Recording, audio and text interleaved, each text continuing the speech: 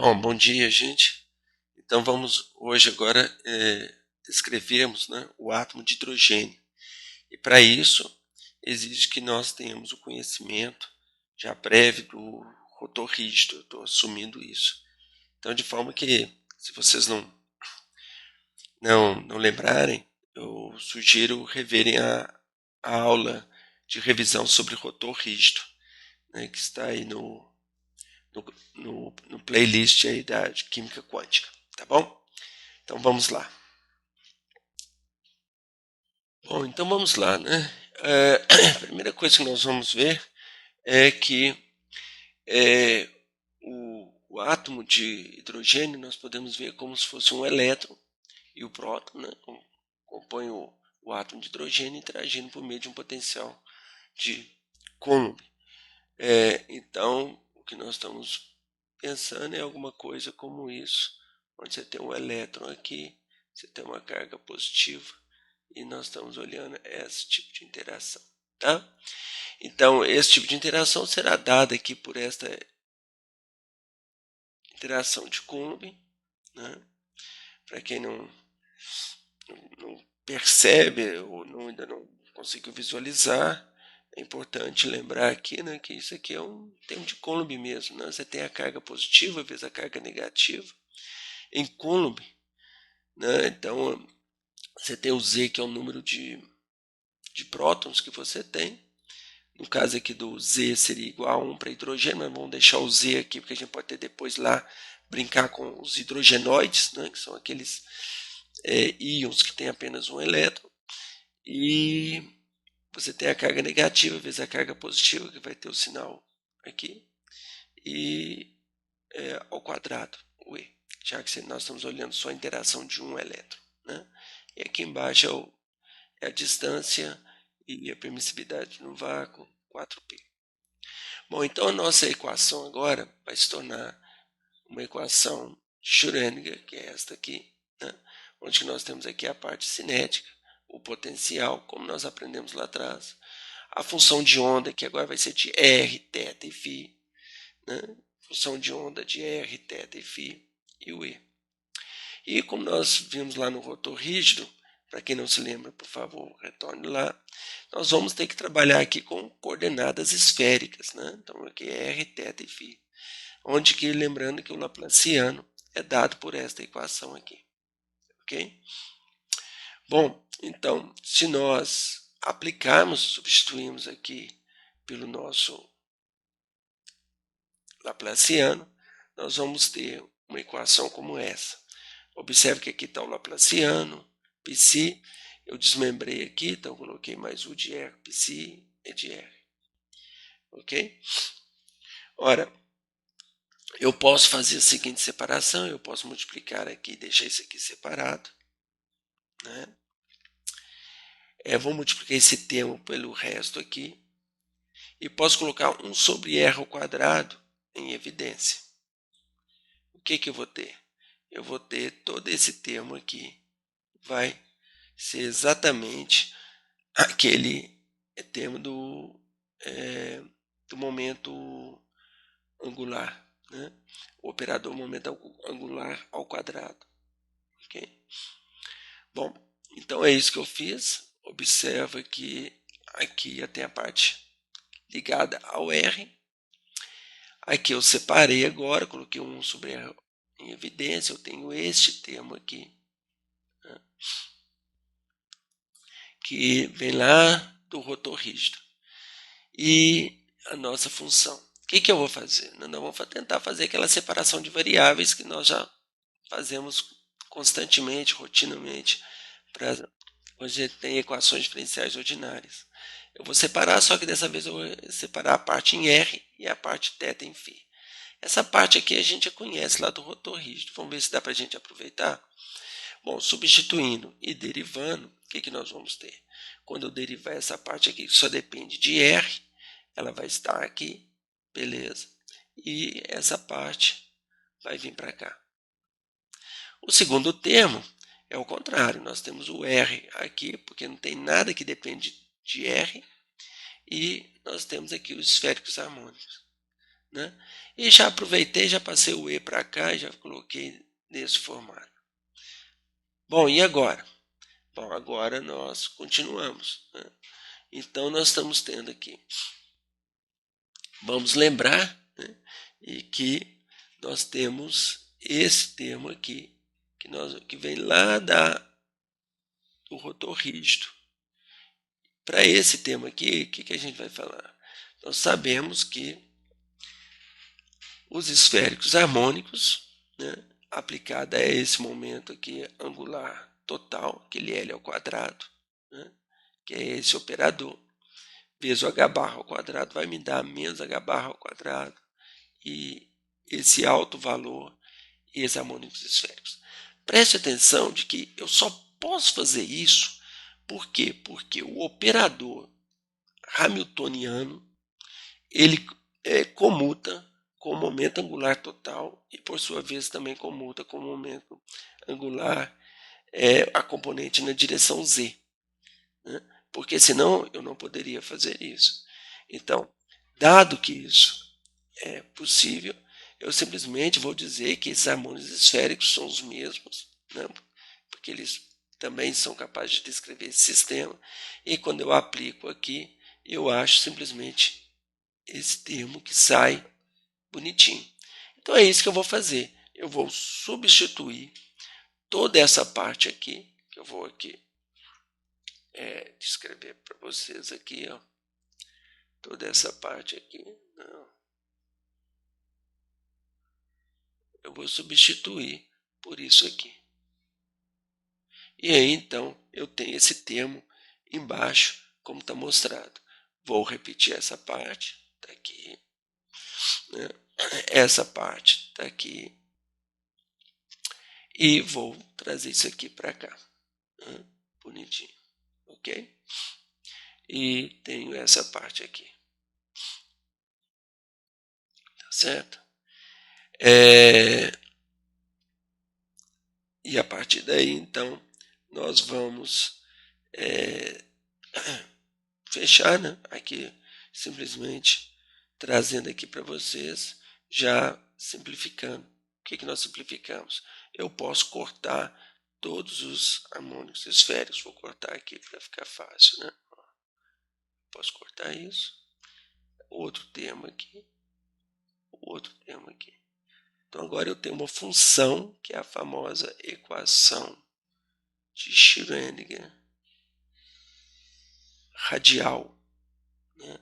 Que está aqui bonitinho mostrando para vocês. Só depende de R. E é isso que nós vamos trabalhar da agora para frente. Tá bom? Colocando a equação, nós temos então a famosa equação radial de Schrödinger, que é dada por isso aqui. Ela está bonitinha, né? Nós colocamos aqui o RTR de fora, então nós temos um termo que é a derivada segunda de R e o outro termo. Isso aqui é uma equação diferencial ordinária que nós precisamos de resolver, né? A energia aqui é igual à soma da energia cinética radial mais a energia angular e a energia potencial, né? Então eu acho que está tudo certinho. Bom, vou desmembrar isso aqui, lembrando que eu tenho que derivar, né? Se eu fizer a primeira derivada aqui, eu vou ter a derivada disso vezes isso que está aqui, né? Ela sai aqui naturalmente. E temos depois que sai a derivada segunda, que está aqui, e depois nós temos a outra derivada que está aqui, né? Então nós desmembramos esse termo. Aqui nós vamos dar uma repaginada nisso aqui, para começar fácil, e vamos facilitar a nossa vida. Nós vamos facilitar a nossa vida por quê? Porque nós vamos primeiro criar essa variável aqui. Lá na frente isso aqui vai se chamar raio de Bohr, mas então já para facilitar, o Levane já faz isso, obviamente, né, gente, que no desenvolvimento disso, quem fez isso a primeira vez, Schrödinger, obviamente que ele já não chegou aqui, não vou fazer isso, provavelmente deve ter tido umas idas e vindas até chegar a qual que é a melhor forma de resolver isso, de forma que todo mundo entenda de forma clara. Então isso aqui é um facilitador para nós, né? Quando você faz isso aqui, lembrando que o de R é dado por isso, então eu posso reescrever esta equação desta forma agora em função, reescrever esta função, e a partir daqui, reescrevendo essa função, né, eu substituir aqui o de R, eu vou colocar tudo em função de A. Então vai ficar desta forma. Para que eu consiga colocar o A desta forma, eu vou ter que aparecer aqui com E, multiplicar por 4πε0 sobre 2 ao quadrado, para que o A possa aparecer aqui embaixo, né? Mas isso aqui vai ser útil para nós lá na frente.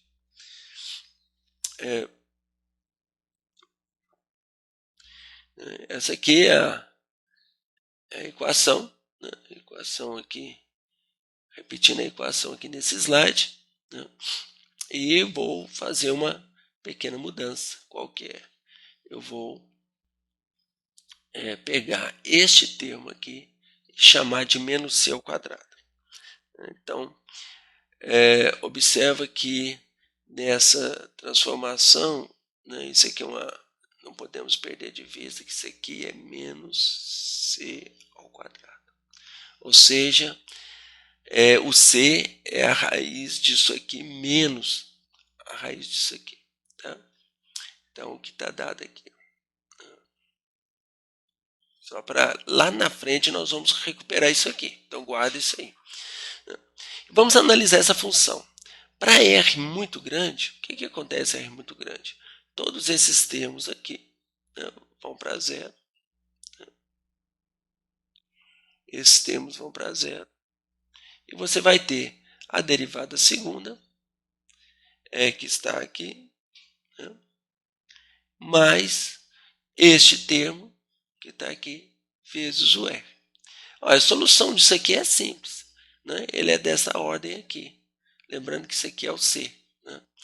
Então, esse tipo de solução, né, que é solução do tipo e elevado a menos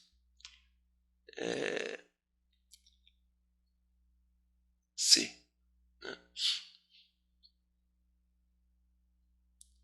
R. Né? É o que está aqui embaixo. Então, a nossa solução, né, quando para energias menor, né, do que zero, porque o C tem que ficar ali, né, negativo, é importante, tá? Quando você tem, lembre-se, quando você tem o C aqui, ó, o C, ele é raiz quadrada disso aqui. Bom, raiz quadrada, esse número é negativo, deixa eu colocar aqui no laser, o C aqui, então, vamos só escrever que vai ficar legal, né? Para ficar fácil, para todos entenderem. Se eu fizer raiz de menos aqui, 2e, né, 4πε0, dividido por A e ao quadrado. Observa, se o E for positivo, a raiz aqui vai ficar negativa, ou seja, vai ser um número imaginário. O que significa um número imaginário? Significa que você tem uma onda plana, é elevado mais ou menos i alguma coisa. Se é uma onda plana, significa o quê? Que o elétron está fora do átomo. O elétron já virou uma onda, né, sendo propagado em linha reta, né, oscilatório apenas. Então, o que nós estamos procurando é energias menor do que zero, porque aí sim você vai ter uma função de onda localizada ali, e que não é imaginária, né? Pelo menos não nesses termos aqui de oscilatórios, ondas oscilatórias. Bom, vamos procurar então, então E maior do que zero significa isso, então vamos procurar soluções para E menor do que zero. Isso significa que psi no infinito ele tem que ser zero, né? se o elétron está preso no átomo, quando você vai para R igual a infinito, ele tem que ir para zero. Naquele outro caso, ele não vai para zero, ele vai ficar oscilando até o final. Ok? Então, vamos fazer as seguintes substituições. O R de R vai ter que ter lá na frente, quando o R vai para infinito, ele vai ter que ter esse comportamento aqui. Ó. E mais um K de R. Vamos ver o que é esse K de R para descrever as outras regiões desta função. Né? E assim nós vamos conquistando. Bom, se nós fizermos isso aqui, nós vamos então ter que resolver esta equação novamente agora, mas agora a gente já tem uma forma da função, que seria essa. Se eu derivar a primeira vez, eu tenho a derivada, que é essa. Se eu derivar a segunda vez, eu tenho essa função. Então agora o que eu vou fazer? Vou substituir R duas linhas aqui dentro. Onde que está o R? Está aqui, R', R duas linhas. Então vamos lá? Quando nós fazemos isso, nós vamos ter esta equação aqui, substituindo. Né? Então o R está bonitinho, é só o K. As outras partes aqui aparecem. E você vai poder cortar todos eles. Tem o E elevado a menos CR. Então simplesmente eu vou cortar e vai ficar tudo em função de K. Ok? Bom, e aí o que nós vamos fazer com isso? Nós substituímos aqui e depois multiplicamos por R ao quadrado para chegar nesse resultado. Agora, vamos lá. Eu tenho esta função, né, que é aquela anterior. E agora o que eu vou fazer? Eu vou tentar descrever isso aqui por séries. Então, como é que eu vou resolver? Eu vou chamar isso aqui de uma série, tá? Com CS diferente de zero, ele está começando em S aqui, vocês vão ver que isso aqui é só um truquezinho matemático para tentar resolver lá na frente o problema.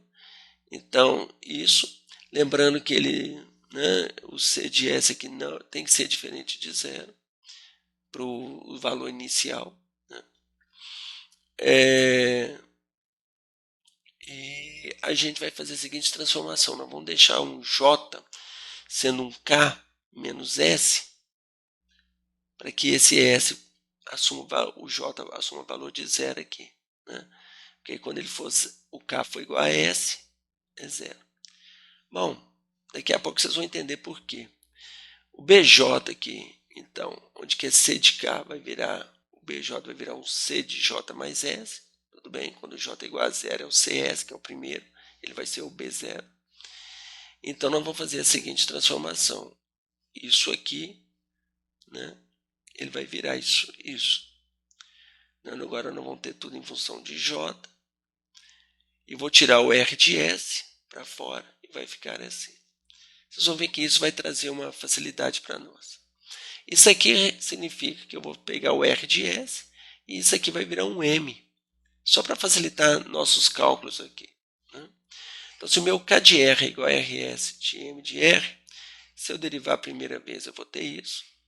Se eu derivar a segunda vez, eu vou ter aqui S de S menos 1, R menos 1, M de R. Depois eu vou ter que repetir isso aqui e derivar essa parte. E depois aqui a mesma coisa. Então, vou ter lá todos esses termos. Vou substituir tudo isso aqui. Né? Então, eu fazendo essa substituição aqui, né, aqui dentro, eu vou ter todas essas contribuiçõ't. Vamos ver onde tem o E, o K. O K está aqui, ó, RSMR. Né? Aqui é o K', né? Então está aqui, né? Esse termo veio parar aqui, e o K duas linhas está aqui, todo ele aqui dentro. Né? Bom, e aí? Bom, e aí agora nós vamos reorganizar isso aqui, né? Para a gente separar em M', M duas linhas, né? E em M.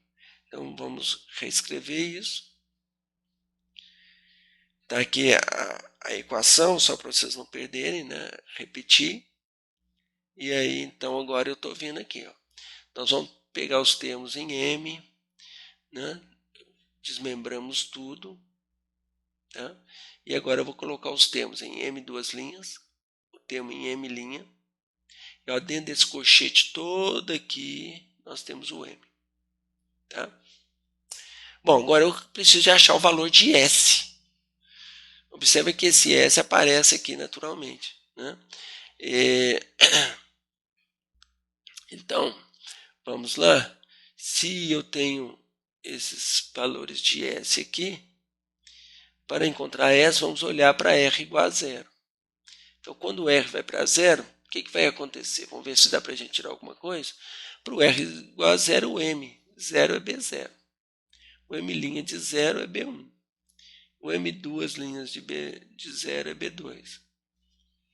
E só olhar lá na derivada lá, né? Que quando o primeiro elemento ele não tem nada em função de R. Né? E então, se eu colocar tudo isso aqui como R igual a zero, que é tudo que tem R virou zero, estou cortando aqui, né? Cortei tudo isso aqui, só sobrou, né, essa termo em B0 que está aqui. E rearranjando isso aqui, eu chego nesse termo. Bom, aqui agora eu esbarro num problema. Quem que é o valor de S? Bom, o S tem que ser, para isso, ser zero. E eu assumi que B0 não pode ser zero lá atrás. Então, porque senão eu vou ter simplesmente a solução trivial. Então, eu quero que... Eu tenho duas formas. Uma é óbvia, né? Se eu fizer o S igual a L, isso aqui zero, né? Porque aí fica igualzinho isso aqui. Ou eu posso fazer S menos L menos 1, que se vocês colocarem aqui ao quadrado, depois mais S, vocês vão ver que também vai zerar. Então eu tenho duas soluções. Qual delas que eu vou escolher?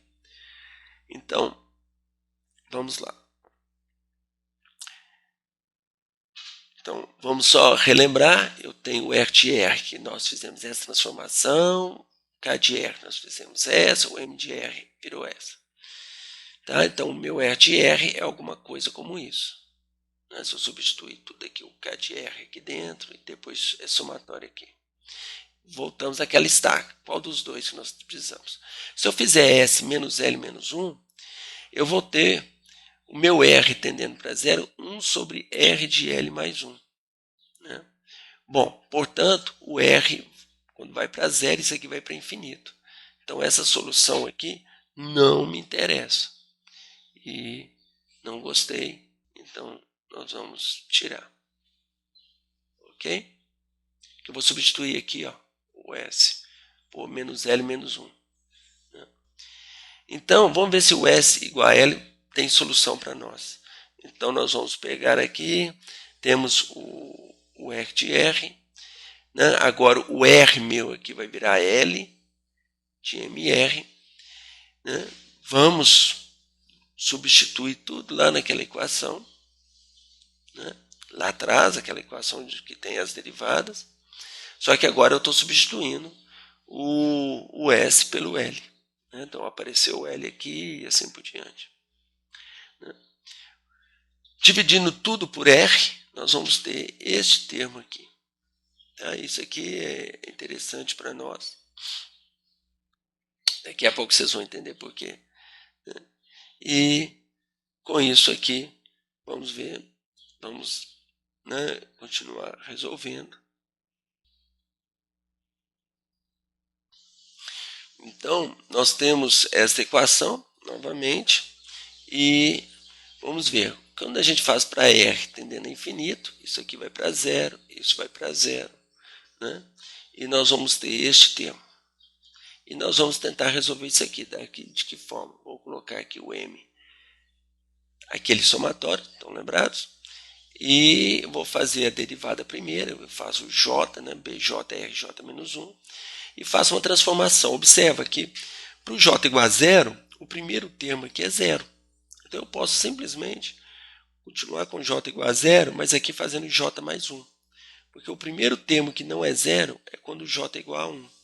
Aí vai ficar 1B1 R elevado a zero. Para o J igual a zero vai ficar 1B1 R elevado a zero. Então é a mesma coisa essa somatória do que essa. Tá?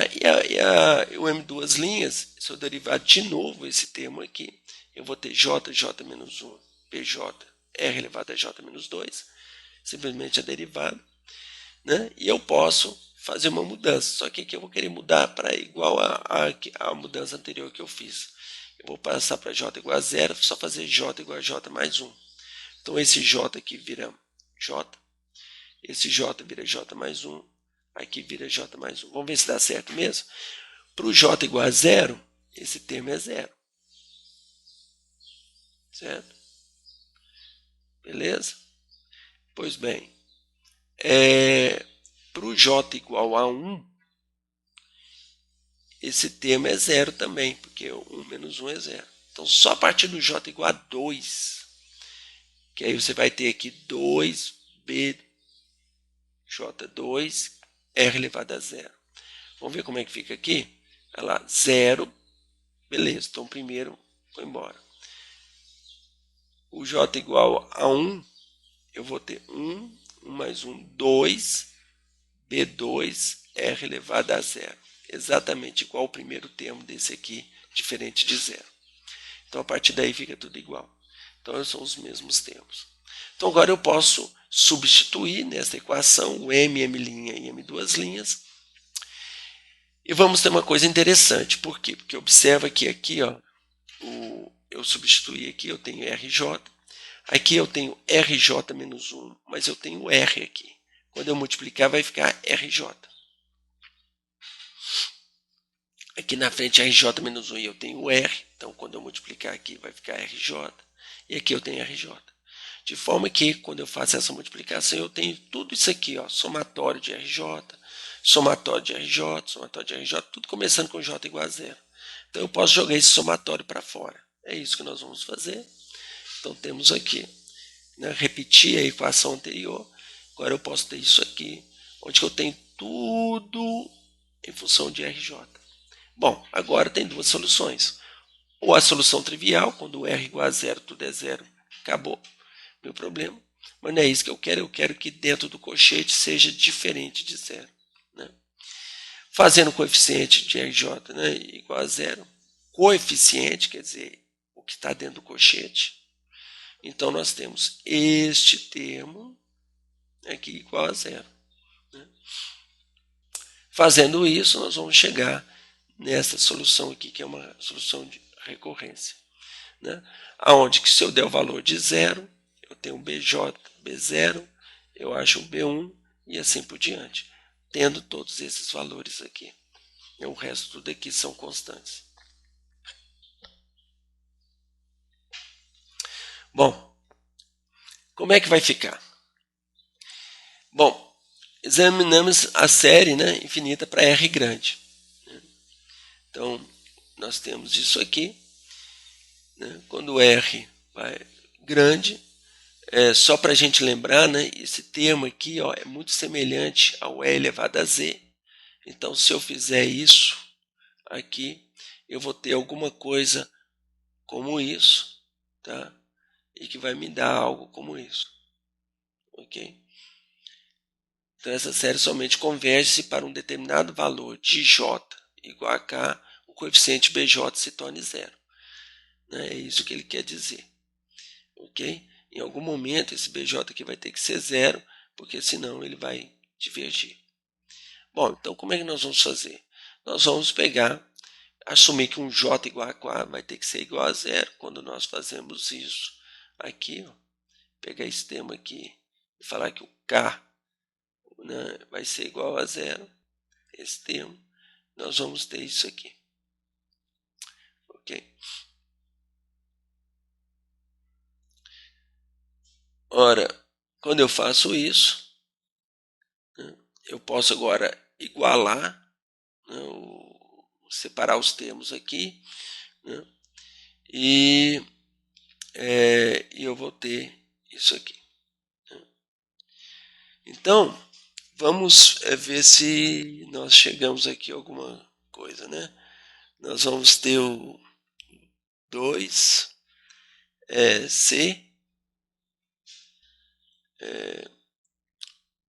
2CL, Vamos ver se a gente acha aqui. Olha, nós temos 2C em evidência. Nós temos o L. 2C em evidência mais 1. 2C em evidência mais K. Tá? E esse aqui, termo aqui passa para o outro lado. Ok? E lembrando que isso, como o K que vem do somatório, ele tem que ter valores de 0, 1, 2, 3, tendo que algum valor desse aí, nós impomos que ele teria que ser 0. Bom, a partir daqui, o que nós fazemos? Nós viemos para cá. Não, olha aqui, se nós temos de novo, né, o K igual a 0. E aí que nós temos aqui que o K e o L são números inteiros. Né? Então eu posso assumir aqui que tudo isso que está aqui dentro seja um N.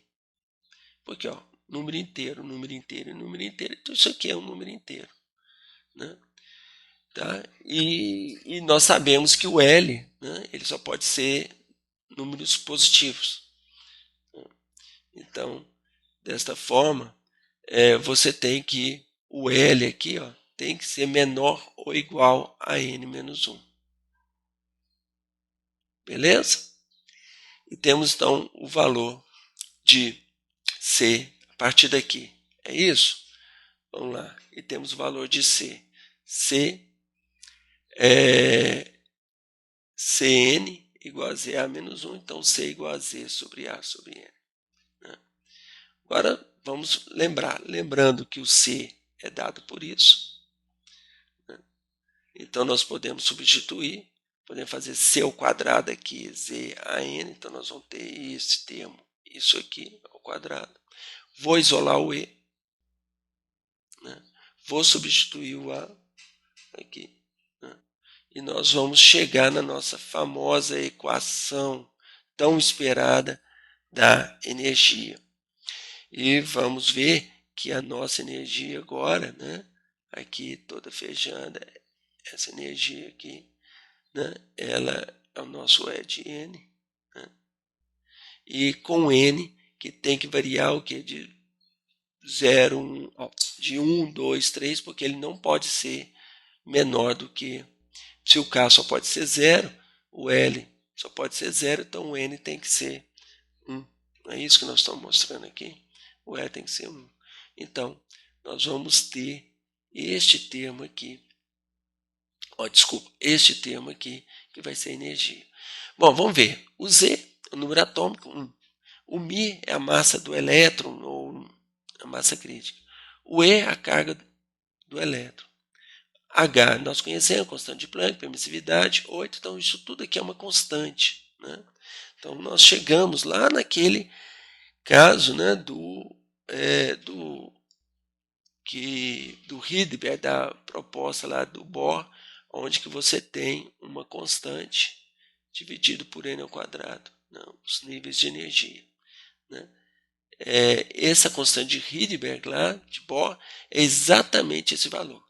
Mas o que há de interessante é que nós obtivemos isso sem utilizar nenhum dado experimental, nenhum dado espectroscópico. Ele sai naturalmente pelo fato de você utilizar a equação de Schrödinger, que é baseado, né, em todas aquelas premissas de que a partícula se comporta como onda, conservação da energia, conservação do momento e assim por diante. Ok? Bom, vamos analisar algumas das consequências desse resultado. Então aqui nós temos o nosso valor. Se eu colocar o Z igual a 1, aqui, né, eu vou ter, se eu fizer esse cálculo, eu vou ter que a energia para o N igual a 1 é exatamente esse valor. Né?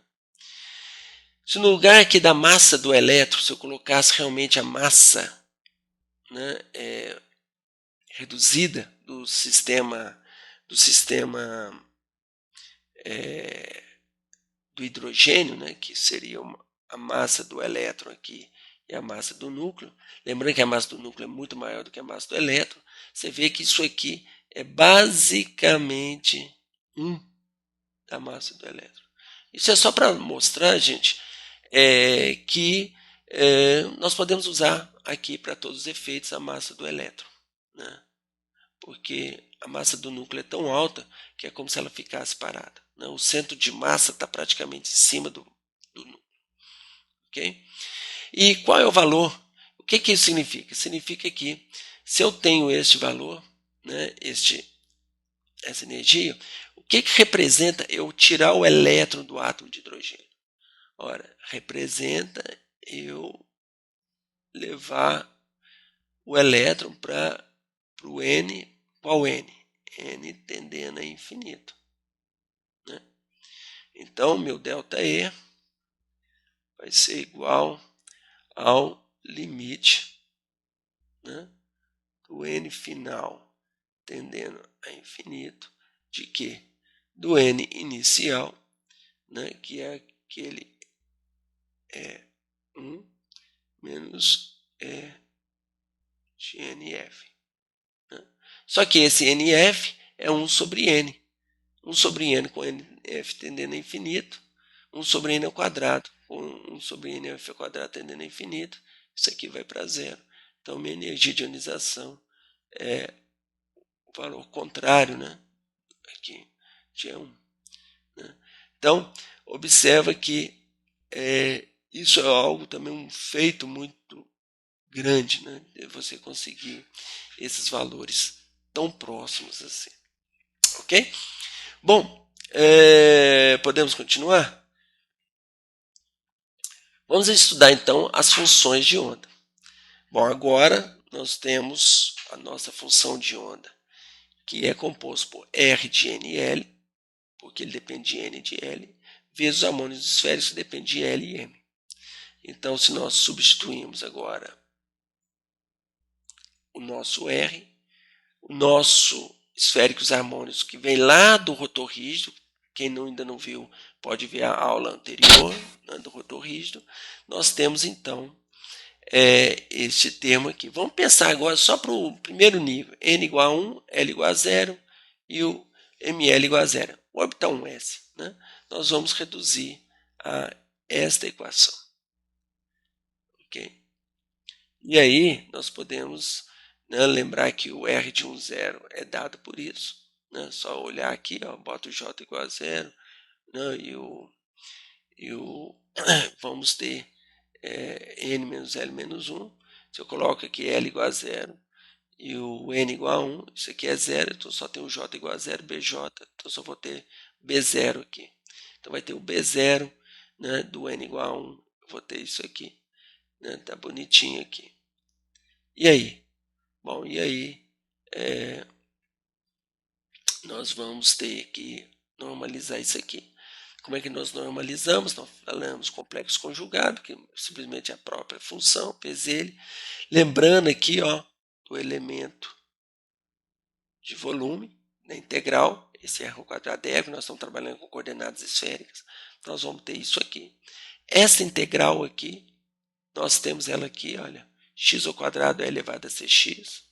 Ok, gente? Isso aqui nós temos várias tabelas de integrais, né? Então, para quem não tem aí muita destreza aí nas integrações, usar aquela integração por partes e tudo, é utilizar mesmo, né, essas tabelas aí, e a gente tem os valores já tabelados, isso é tranquilo, a gente vai usar esses valores aqui e vamos obter a nossa integral. Então o B0 tem que ser a raiz disso aqui, que vai ser dado por isso. Então, de forma que ao final o nosso π1 é 0, nós vamos buscar lá nos harmônicos esféricos a função, né, que é essa aqui, mais a nossa radial, multiplicar tudo, então nós temos a nossa função final, né, da nossa orbital 1s. Tem alguma coisa aqui que depende de θ e φ? Não. Isso significa que qualquer valor de R, ela vai variar, né? Então você está aqui no núcleo do átomo, ela vai variar em função de R, mas ela não varia em função nem de θ e nem de φ. Logicamente, então, ela tem um formato esférico, ok? Lembrando que o A é aquele valor que nós já definimos lá atrás, né? Que aparece aí naturalmente, ok? Bom, se nós continuarmos aqui, nós vamos ver também que nós podemos achar, por exemplo, o valor médio de R. Como é que nós vamos calcular o valor médio de R? Né? Então, essa função, nós vamos multiplicar aqui vezes o R, multiplicar dr. Vamos fazer o quê? Vamos colocar o complexo conjugado dele ao próprio, que só tem parte real, vezes o R, vezes ele novamente. Vamos multiplicar isso tudo aqui vai sair para fora, não, 3 meses vezes 3 meses dá 3, não, vai aparecer tudo aqui, nós vamos cortar, o π vai cortar com esse π vezes π aqui, o 4 vai vir para fora e vai sobrar só o nosso integrando aqui, ó, que é e elevado a z, r elevado ao cubo, né? Então, só lembrando, né, que nós temos o x3 aqui, a integral que é dado por isso. Aqui tem várias integrais típicas, né, que a gente pode ir no derivando, mas isso aqui já nos auxilia. A partir daqui você substitui aqui, né, e faz de 0 a infinito. E lembrando que esse valor aparece aqui, menos essa integral você tira daqui, então você vai ter esses valores. Quando você soma tudo e faz tudo, né, e aí eu deixo como exercício para vocês, nós vamos chegar neste valor aqui, que depois de feito um pouquinho de exercício, nós vamos chegar aqui a 3 meios de A sobre Z. Ok? Beleza? Então, feito isso, nós vamos achar este valor. Vamos guardar esse valor aqui que eu vou retornar ele. Por quê? Porque o que eu quero mostrar para vocês, né, é que quando eu ploto essa função, e aí eu fiz num arquivo Excel, né, numa planilha, né, você pode usar Excel, pode usar qualquer planilha, eu fiz lá, né, lembrando que para fazer isso numa planilha Excel, né, vamos fazer isso de forma numérica. Como é que seria feito isso no computador, né? Só lembrando, viu, gente, que o π, tá, é 4 vezes 0 vezes arco tangente de 1. Essa é uma forma da gente obter o valor de π, né, usando ali o Excel, por exemplo. Tá? Bom, e aí a gente plota, a gente coloca lá o x, o r igual a 0,00001, depois você vai somando ali. Eu fiz isso para vários pontos, criei aqui uns 300 pontos, de 0 até 6, e mandei plotar esta função. Então, a primeira coisa que a gente vê é que essa função ela não vai para infinito. Né? Quando r aqui é igual a 0, né, você tem esse valor aqui, que é o que a gente chama de cuspe. Né? Ele tem um valor aqui que é diferente de 0. Isso é importante porque cai aqui naquela questão, por que, que o elétron não cai no núcleo? Bohr não conseguia explicar isso, ele teve que colocar como postulado que havia um momento angular que era constante diferente de 0. Mas agora nós vemos, né? Não, existe uma probabilidade diferente de 0 para o orbital S, e somente para o orbital S, porque não tem R aqui, né? Ele está ali diferente de 0. Tá? Mas como toda probabilidade, se eu fizer o R ao quadrado e multiplicar pelo elemento de volume, e é isso que eu fiz no arquivo Excel, né? Gerei o R, depois peguei o valor dessa função, agora numa outra coluna eu peguei essa função ao quadrado e multipliquei por 4πr ao quadrado. O que acontece? Acontece que eu tenho uma função com este formato. Né? Observa que o máximo dessa função, a gente podia pedir aqui para derivar, né? Vai ser exatamente este valor aqui. Vou tentar desenhar aqui. Isso aqui é mais ou menos 0,52 e é o A. Aquele A, esse A aqui, né? Que é o raio de Bohr. Okay? Que a gente chama de raio de Bohr. Por quê? Porque ele coincide com o valor que o Bohr encontrou. Né? Mas qual que é a média desse valor? Olha, a média, né, nós já calculamos lá qual que é. É 3, está aqui, ó, né, o valor médio de R. Por quê? Porque vocês conseguem ver claramente que ele não pode ser. Né? Aqui, ó, nós temos aqui uma probabilidade, mas tem uma probabilidade aqui, meu, né, que grande. Então a média disso aqui, o que é a média? É uma média ponderada, né? Como nós aprendemos lá nos postulados da química quântica. Então, você tem que achar essa média. Quando a gente acha por volta de 0,79377, que foi o valor que a gente fez calculado na mão. Mas se a gente fosse usar o computador, ora, eu criei uma terceira, né, uma terceira coluna, aliás, uma quarta, porque eu tenho uma coluna para o R, uma coluna para essa função, uma coluna para essa. Agora, o que eu fiz? Eu peguei esta função, multipliquei pelo R, multipliquei pela função novamente e botei o elemento de volume 4πr quadrado. O que isso significa? Isso significa que se eu integrar aqui dr, isso aqui vai me dar o valor médio. Tá? Então, o que é a integral? A integral é pegar essa área aqui, né? Dessa área aqui debaixo dessa curva. Né? Numericamente, como é que você faz? Você assume que isso aqui tem um trapéziozinho aqui, ó. Né? Você divide todo esse pedaço aqui em trapéziozinhos e você vai somando essas áreas todas. É isso que é feito no computador. Né? Então, quando eu fiz essa integral aqui eu estou lembrando que ela não é infinito, porque como é numérico, eu só fui até o 6, que aí aqui já está por volta de 10 a menos 6, eu assumi que isso aqui fosse zero. Então, isso aqui para mim é como se fosse um infinito. Estou aqui chamando sua atenção de como é que isso funciona quando a gente faz cálculos no computador. Né? E quando eu peço lá dentro da planilha, pode ser o Origin, pode ser o QTIplot, pode ser qualquer planilha que permita fazer isso, você pede para ele integrar para você esta curva, ele acha essa área. Então, olha lá para vocês verem que eu usei 600 pontos, eu falei 300, mas eu usei 601 pontos ao longo desses pontos aqui, né? Tem 600 pontos, né? Então é discreto.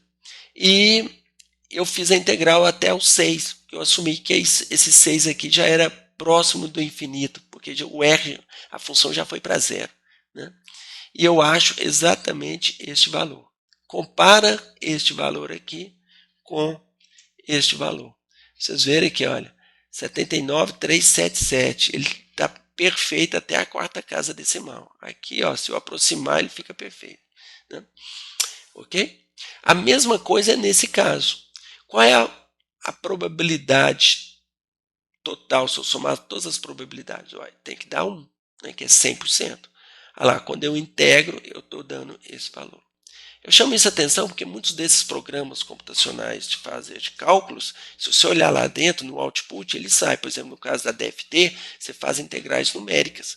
E ele sempre te dá lá qual que é a integral da densidade feito numericamente para ver se a malha de integração está adequada com a precisão razoável. Ok? Pois bem, vamos continuar então.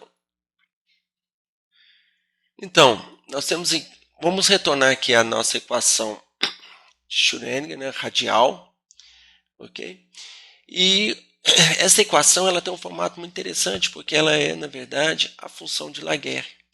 Quem foi Laguerre? Laguerre foi, olha, 1834, 1886, né, e ele desenvolveu esses polinômios juntamente com essas funções e como coloca aqui nesse texto, né, ele expandiu aquelas ideias de Hermite e Legendre a respeito das equações diferenciais ordinárias e especiais. Então, justamente, né, quem imaginava, né, um trabalho dele ali de 1886, 100 anos mais tarde, viria auxiliar para nós resolvermos a equação de Schrödinger. Ok? Essa equação aqui, nós vamos ver que ela tem uma solução. Então, todo o caminho que nós fizemos foi Laguerre que fez, né, quase 200 anos atrás. E você tem aqui as soluções que são dadas de forma genérica desta forma. Tá? Se você colocar aqui o n igual a 0, o n igual a 1 e o l igual a 0, você vai recuperar exatamente aquilo que nós temos, né, você vê aqui, ó, o R de L é elevado a menos R, né, do jeito que nós temos, e o L aqui, que são os polinômios associados de Laguerre.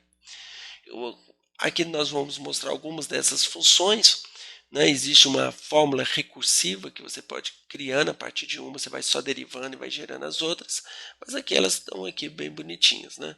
Só para a gente mostrar algumas delas. Observe que você sempre tem este termo, que está aqui, né? E você tem aqui, começa a aparecer um polinômio, em função de R, depois R ao quadrado, quando é 3, né, e assim por diante. E quando você vai alterando o L, você vai notar que você vai alterar, né, o R aqui, né? Então 3,1, 3,2, você começa a ver as diferenças. Bom, se temos essas funções, por que não agora olhar qual que é a função de onda toda? Que isso aqui são só função radial, que é de Laguerre, mas nós agora precisamos de incluir os esféricos harmônicos. Então, quando nós incluímos os esféricos harmônicos, nós vamos ter funções como essas, né? Aqui 1, 0, 0, que nós já falamos a respeito, né? Depois nós temos a função 2, né, que seria o equivalente ao 2S, né, ao 2P. O 2, eu estou falando 2P, mas os 2P's, né, mas nós temos 3 funções P's. Observe que, só para chamar a atenção, que aqui ok, mas aqui nós começamos a aparecer com o termo complexo. Ok? Então tem uma forma, né, de você brincar com essas funções para que você possa plotá-las realmente na forma de como a gente hoje utiliza, px, py, pz. Ok? Aqui estão mais alguns desenhos dessas funções. Eu plotei aquele primeiro, só o orbital 1s, mas nós vamos ter aqui, né, o 2s, é a função apenas, né, observe que é só a função, né, que nós estamos plotando, e vamos fazer o quadrado dela. Quando você faz o quadrado, você tem que multiplicar aqui para o elemento de volume, então você vai ter as funções radiais que vão começar a aparecer os nós aqui, né, e as probabilidades e os nós, onde que a probabilidade é zero, né? Essas funções aqui, gente, elas são ortogonais, ou seja, né, coisas que muitas vezes jovens, na química geral, né, eu dando aula, muitas vezes o aluno pergunta, mas vem cá, existe uma probabilidade de encontrar esse elétron no mesmo lugar que o orbital 1s, porque ele se sobrepõe. Né? E como é a solução que você vai dar? Bom, primeiro nós estamos falando de átomo de hidrogênio. Então, quando o elétron está no orbital do 2s, não tem nenhum no s nem no 2p. Beleza. Mas além disso, nós temos que lembrar que essas são funções ortogonais. Esse é o primeiro caso. E essas funções, gente, embora te dê a probabilidade, o que importa, do ponto de vista quando a gente vai falar de polieletrônico, é o observável. E o que você observa é a densidade eletrônica, que é a função de onda total. Ela é descrita por vetores, vamos dizer assim, por uma base que são esses orbitais atômicos. Isso é um instrumento matemático que nós utilizamos para conseguirmos entender os processos que estão acontecendo. Ok? Então é importante ter essa compreensão clara, né, do que nós estamos fazendo, do que nós estamos calculando. Então, quando a gente faz aqueles cálculos usando os orbitais moleculares, nós estamos projetando um observável nosso, que é a densidade eletrônica, em cima desses e construindo, então, toda a química que nós fazemos, que é uma química muito bonita, que parte de todo este conhecimento que nós temos aqui. Ok? Que nós estamos começando a vislumbrar com o átomo de hidrogênio. Ok? Bom, aqui são outras formas de ver, né, para quem não tem um pouco de dificuldade de visualizar. Então, se você pega aqui o vermelho, né, que é o orbital 3s, ele teria uma coisa mais ou menos igual a essa, esférica, né, como se tivesse cortado aqui uma laranja ao meio. Né, então você está vendo aqui a probabilidade de encontrar o elétron lá no próximo do núcleo, mais distante, essa região aqui é a região de probabilidade zero. Né? Aqui são outras que eu vou buscando aí na internet, nos livros, apenas para mostrar um pouco de como que isso está acontecendo, né, para a gente ter uma ideia. Como é que ficam os outros orbitais? Se a gente vai aumentando, o n igual a 1, o n igual a 2, você já tem os orbitais 2s e 2p, então os 2p vão ter essa forma, né, e isso são as superfícies limites, né, se você estivesse de longe olhando o orbital, você ia ver alguma coisa semelhante a isso. Né, lembrando que os sinais que muitas vezes a gente coloca, mais e menos, é só para a gente distinguir, né, é a função de onda, que uma hora está mais, outra hora está menos. Okay? Não é carga, muita gente confunde isso. Né? Nós que estamos lá no quadro negro, né, a gente geralmente vai explicitar uma função P, né, e a gente coloca mais e menos. Esse mais e esse menos não são símbolos de carga, né, é sinal da função. Né? Quando eu tenho uma função vibrando, por exemplo, numa corda vibrante, eu quero deixar claro que esta é diferente desta. Né? Então eu só uso esses sinais aqui. Eu fiz de propósito botar o menos aqui em cima e o mais aqui embaixo, só para mostrar para vocês que tanto faz um ou outro. O que importa é que enquanto a função aqui estiver de um lado, essa outra estará com o sinal oposto. Bom, os orbitais Ds já são que a gente chama do tipo G, né, que é guerado, ou seja, o sinal aqui é o mesmo daqui, o sinal daqui é o mesmo daqui e assim por diante. Né? Enquanto que no P ele é oposto. E aí eu posso perguntar para vocês, e os orbitais Fs? Bom, os orbitais Fs então voltam a ser do tipo U, né, onde que o mais aqui é menos aqui, o mais aqui é menos aqui, o mais aqui e o menos aqui. Mas eu só posso ir até o orbital F? Não. Não, o N vai até o infinito. O L também, em princípio, vai até o infinito. Então você tem os orbitais S, P, D e F, que essa nomenclatura vem de uma questão histórica, né? E depois você segue o alfabeto. Então você tem os orbitais, por exemplo, G estão aí representados. Né? Eu agradeço aí o Martin Leboff, que me passou essas figuras gentilmente. Ok? Bom, gente, resta agora uma questão que se coloca. Né? Veja, se eu tenho o elétron e ele está tipo em algum orbital, e obviamente que se ele está preso aqui num sistema que é esférico, né? Então ele vai ter um momento angular. Então é uma carga circular. Bom, o que nós sabemos da mecânica clássica? Né? Que você tem um momento, né, um dipolo magnético, que é gerado quando uma carga está em movimento circular, né, que é dada pela corrente elétrica e pela área, né, que forma esse ciclo. Então, a corrente elétrica é dada em Coulomb por segundo. Né? Então, eu posso fazer a seguinte análise, eu posso pegar o I aqui, fazer a carga, vezes a velocidade que ele está circulando, né? E dividido aqui pela distância, né, desse raio aqui. Né? Então, 2πrl, que é o perímetro. Né? Então, como a velocidade aqui é em metro por segundo, se eu divido 2πr, né, eu vou ter justamente Coulomb por segundo. Né? Então, isso aqui está correto. Eu tenho a área, que é πr ao quadrado. Então, se eu multiplico, né, o I vezes a área, eu vou ter o Q, R, V sobre 2. Né? Bom, lembrando que R e V são vetores. Então, na verdade, eu devo descrever o momento como produtos vetoriais de R vec V. Para sistemas não necessariamente circular. Ok. Bom, aí agora começa o nosso lado. Né? Vamos ver?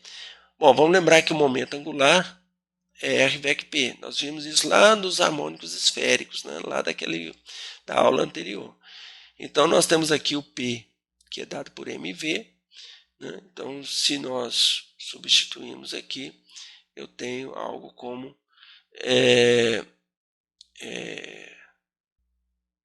R VEC V, né? Vezes o M. Ok? Então, o nosso momento magnético pode ser descrito, né, por Q vezes o momento, L, né, sobre 2M. Será que a gente chega nisso lá? Olha, só, né, escrever aqui, isso aqui está correto, né? Se nós fizermos, né, nós temos o Q vezes o R, VEC, V vezes o M, né, porque é MV aqui do P, né, dividido por 2M. Então, se eu corto aqui, eu vou ter exatamente esta equação aqui. Perfeito? Ora, o que é o Q? O Q é a carga do elétron. Então, eu posso pegar o módulo da carga do elétron e botar o sinal de menos aqui, porque o elétron é carga negativa. Então, e a massa, pegar a massa do elétron. Então, isso aqui se torna para mim o nosso momento magnético. Ok? Bom, vamos imaginar agora aquela experiência, né, que é feita lá atrás, né, da experiência de Bohr lá, de que você tem uma lâmpada, né, de hidrogênio, só que agora eu vou botar um campo magnético aqui, com intensidade B. Né? Então, de forma que eu saio com a luz aqui, passo por um prisma, só de forma bem esquemática, e eu vou ter aqui o meu espectro. Ora, se eu pego então que o meu potencial aqui é menos μdz, Bz, quer dizer, a interação do meu momento de polo, né, na direção Z, a componente na direção Z vezes B de Z, então eu tenho que o meu componente, se eu faço que isso aqui é o meu Z, então esse L aqui vai ter que ser o L de Z. Então eu tenho, essa é a interação do campo magnético. Né? Se o B vezes o L estiver na mesma direção, né, ótimo, isso vai estabilizar, se não, vai desestabilizar. Ok? Pois bem, então o meu H agora vai ser aquele hamiltoniano lá, do átomo de hidrogênio, que nós gastamos 2 aulas para resolver até aí, mais esse termo aqui. Ok? Vamos ver o que dá? Bom, se eu, né, descrevermos ele aqui, né, eu vou colocar ele desta forma. Né, eu sei que LZ vezes o PC, beleza, porque o LZ comuta e tal, né, nós já até calculamos. Né, então eu posso jogar isso para fora. Isso aqui eu sei qual que é o valor. Né, o nosso é de N. Né, e eu vou ter esse termo aqui. Bom, o que eu sei? Eu sei que quando eu faço isso aqui, eu vou ter o nosso de N, tá aqui, beleza, né? Que eu achei, né? Isso aqui, tá? Agora tem esse outro termo, mas esse outro termo, o que eu sei? O L de Z não depende de R, então vem para fora. Então, e o LZ aplicado a esféricos harmônicos é o MH barra, tá lembrado? Então, ao final do nosso processo, nós vamos ter este resultado aqui. Né? Se eu pegar aqui o termo E vezes H barra sobre 2ME, né, eu tenho esse valor de beta aqui, que é o nosso famoso magneto de Bohr, né, e eu vou ter os M's, né, que são os valores que vão variar aí de menos L até mais L. Né. Então, a minha energia agora vai ficar desta forma. Bom, se o B for igual a zero, ou seja, não tem campo magnético, simplesmente eu tenho o que nós acabamos de calcular. E se eu tiver um campo magnético? Bom, então aí nós vamos ver esse tipo de coisa acontecendo, né? Para o N igual a 1, 2, 3, eu tenho um M aqui variando até o L, né? Lembrando aqui que o L vai variar de 0 até N-1. Então vamos ver o que acontece. Se eu tenho sem campo magnético, eu tenho de um S para 2P. Agora, quando eu tenho na frente o campo magnético, eu vou ter o M, pode ser menos 1, mais 1 ou 0. Se for 0, não vai variar. Como é o caso de todos os orbitais S. O M é igual a 0, então ele não atua, o campo magnético não consegue atuar. Mas se ele for menos 1, menos 2 e tal, nós teremos esse tipo, né, de campo. Então você vai ter o desdobramento. Aonde antes aparecia 1, você tinha 3 aqui, agora você vai ter 3. Aonde aparecia um pico apenas, agora na presença de um campo magnético aparece 3 picos aqui, né? Isso é sensacional, porque isso consagra uma teoria, ou seja, você tinha alguns experimentos que conseguem explicar a equação de Schrödinger, então propõe a resolução do todo o problema do átomo de hidrogênio, assumindo que o elétron se comporta como onda e com todos aqueles postulados da mecânica quântica, você garantindo ali que o elétron está se comportando como onda, ou seja, pelo de Broglie, conservação de energia, que a função de onda tem que ser integrável, contínua, e que você também, o campo de força é conservativo, né? Ali, o potencial é conservativo. Então, a partir do momento que você estabelece tudo isso, você resolve e você consegue explicar perfeitamente, né, como nós vimos ali, por esta equação aqui de Bohr, você consegue ver exatamente, né, todo e explicar todo aquele espectro eletrônico do átomo de hidrogênio. Mas ele ainda vai além, né? E ele fala, olha, se a minha teoria estiver correta, coloque um campo magnético que você vai ver o desdobramento desses campos. No caso de um S para 2P, você vê 3. No caso de um S para a camada 3, você vai ver o que? Você tem orbitais desses. Então você vai aparecer, em vez de 1, vai aparecer agora 5, onde você tem os MLs menos 2, menos 1, 0, 1 e 2. Né? Isso, claro que é, é, é, consagra a teoria no sentido de que ela é perfeita. Né? Ela, a partir do experimento, você explicou, a partir da explicação, você agora pode propor e explicar outros fenômenos. Né?